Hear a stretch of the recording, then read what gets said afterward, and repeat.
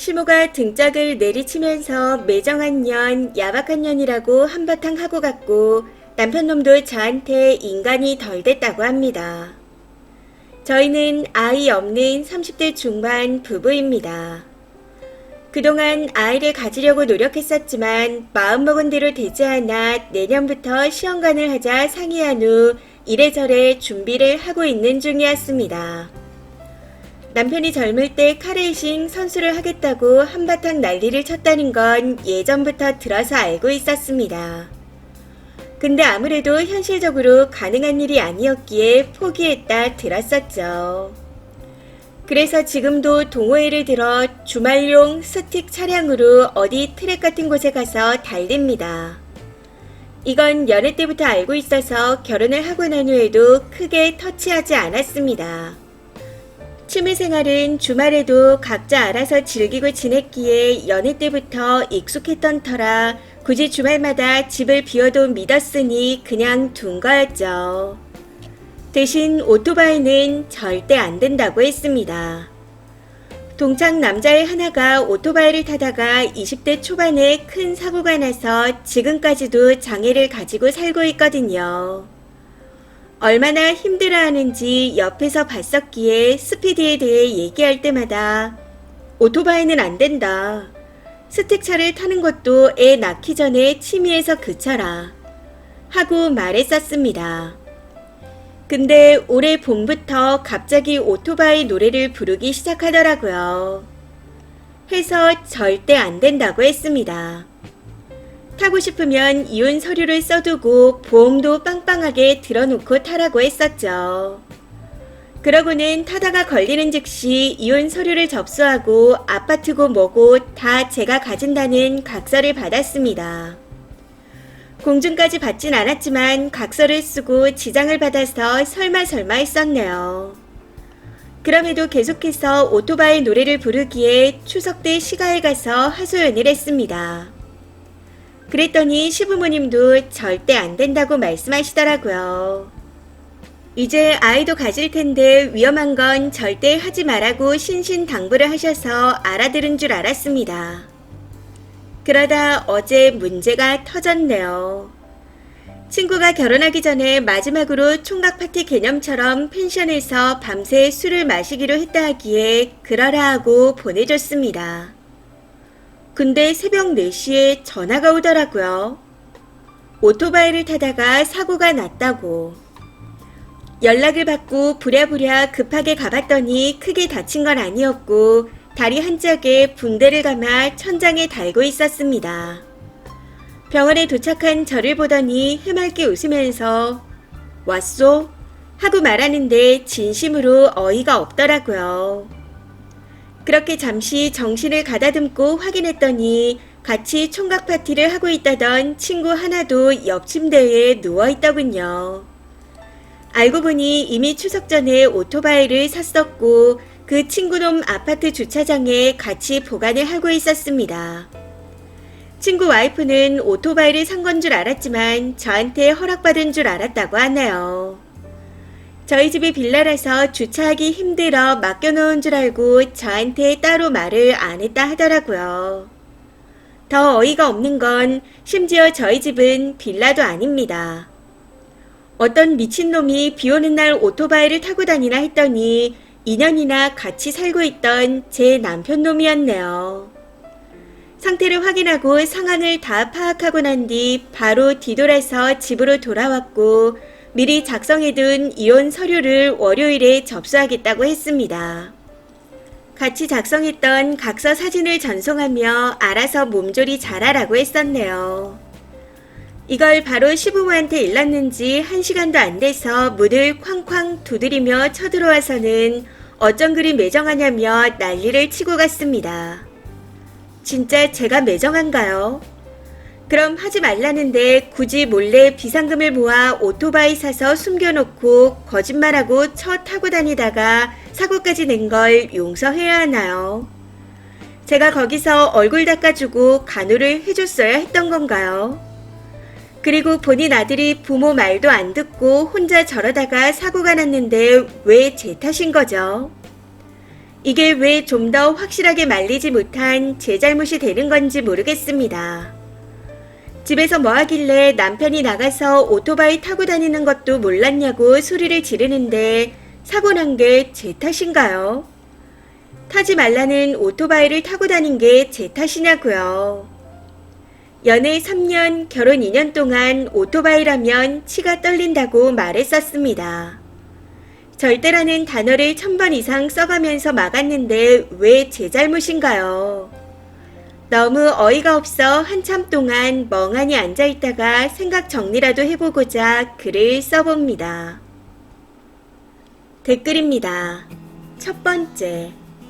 친정아빠가 투자한다고 여기저기 돈 빌리는 거 보고 할머니가 친정엄마한테 이혼하라고 딱 한 말씀 하셨어요. 제 저러다가 다 날릴 수 있으니 그냥 이혼한다고 협박이라도 해보라고요. 그러고 안 되면 진짜 이혼하라 하시더라고요. 자기 아들이 잘못했으면 아들 등짝을 후려쳐야지 왜 쓰니한테 뭐라고 한답니까? 집에 문제가 생기면 다 며느리 탓이라고 하겠네요. 절대 당하고 있지 마세요. 두 번째. 한쪽만 부서져서 다행이지 제 아는 지인은 술 먹고 오토바이 타다 밤 병신이 돼서 어린 나이에 힘들게 살아가고 있습니다. 겪은 사람도 본인 사람도 힘들 뿐이죠. 당해봐야 알아요. 그거 못 고칩니다. 아는 지인도 제가 타지 말라고 계속 말했습니다. 주위에서도 다 말렸었죠. 근데 안 되더라고요. 습관 그거 쉽게 못 고칩니다. 얼른 이혼하세요. 나중에 더 큰일이 생겨 전부 쓰니 탓으로 돌리기 전에. 세 번째. 모자가 쌍으로 미쳤네요. 거짓말하고 몰래 타다가 사고가 났는데 뽀뽀라도 해주길 바랬나? 2년 전엔 욕하고 등짝 내리칠 때 왜 가만히 있었나요?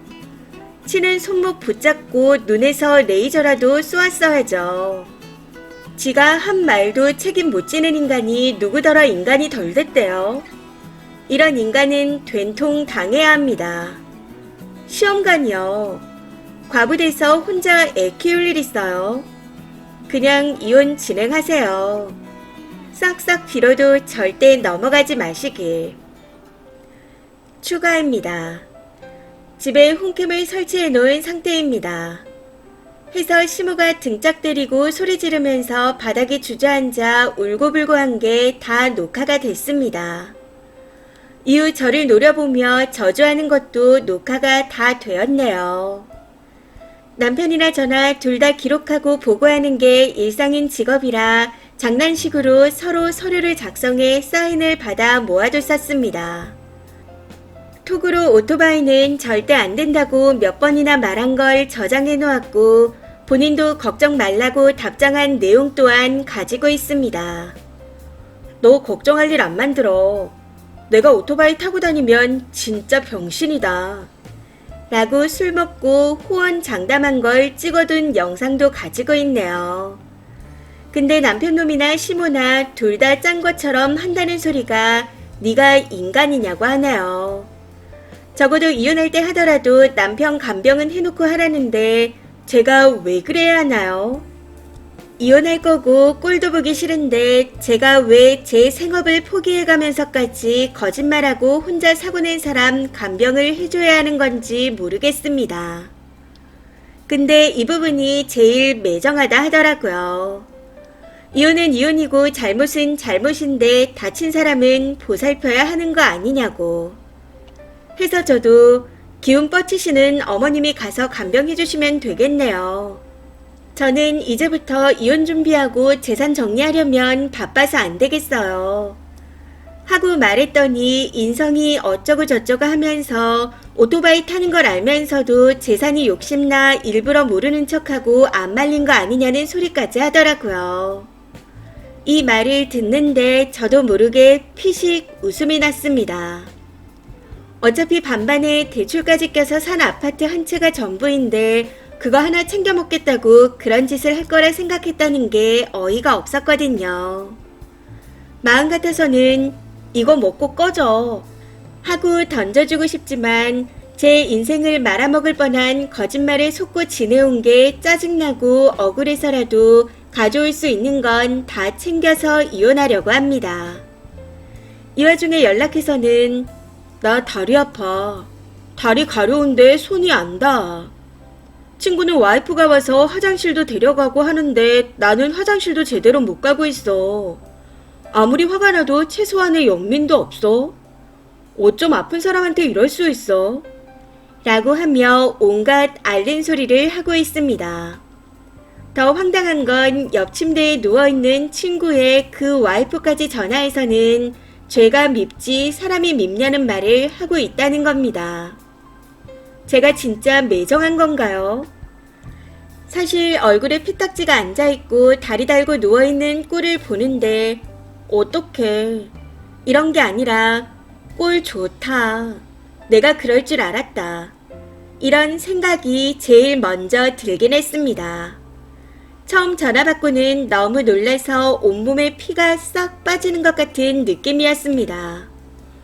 어찌나 정신이 없었던지 택시 타고 병원에 가는 와중에 경찰과 통화하는데 오토바이 타다가 사고가 났다는 말에 오토바이가 와서 박았다는 말로 들어 엉엉 울었습니다. 그러다 남편이 몰고 가다 빗길에서 커브길에 혼자 갔다 박았다는 소리를 듣고 거짓말처럼 눈물이 쏙 들어갔습니다. 이 시키 봐라 하는 생각이 들었는데 병실에서 실실 웃으며 거짓말해서 미안하다고 애교 아닌 애교를 피우는 모습에 정이 뚝 떨어졌습니다. 냉정한 거든 매정한 거든 얼음장이든 뭐든 이렇게라도 이혼을 진행하는 게 앞으로 제 심신이 편한 일 같아서 바로 진행합니다. 이혼을 거부한다면 소송까지 갈 생각이에요. 저희 부모님도 그래도 어떻게 그러냐고 걱정을 하시지만 말을 아끼시며 제 결정을 존중해주겠다 하셨습니다. 해서 더 고민할 것도 없이 바로 진행합니다. 마지막으로 댓글로 같이 환해주시고 조언해주신 모든 분들께 감사드립니다. 추가 댓글입니다. 첫 번째, 시어머니와 대화도 다 녹음하세요. 그리고 이혼하세요. 그런 남편, 그런 시댁을 믿고 평생을 같이 못 살죠. 오토바이를 몰래 산 것도 문제지만 그동안 속인 건 더 큰 문제입니다. 다른 것도 아니고 목숨이 달린 문제였는데 남편이 속인 걸 생각하면 신뢰하며 살 수 있을까요? 시어머니에게 이 말 저 말 하지 말고 증거 다 모아두었다가 이혼하고 나서 위자료나 청구하세요. 두 번째, 그 친구랑 친구 와이프도 똑같은 인간들이네요. 죄가 밉지 사람이 밉냐고요? 사람이 죄를 지었으니 당연히 사람이 미운 거죠. 저 정도로 철이 없으면 조만간 정말 병신이 돼서 고생시킬 사람입니다. 그냥 화도 내지 마시고 심하지 않은 사고일 때 갈라설 수 있게 하늘이 도왔다 생각하세요. 차분히 진행하시면 될 것 같습니다. 남의 집 귀한 딸에게 손찌검한 그 시어머니도 후회하게 해주시고요.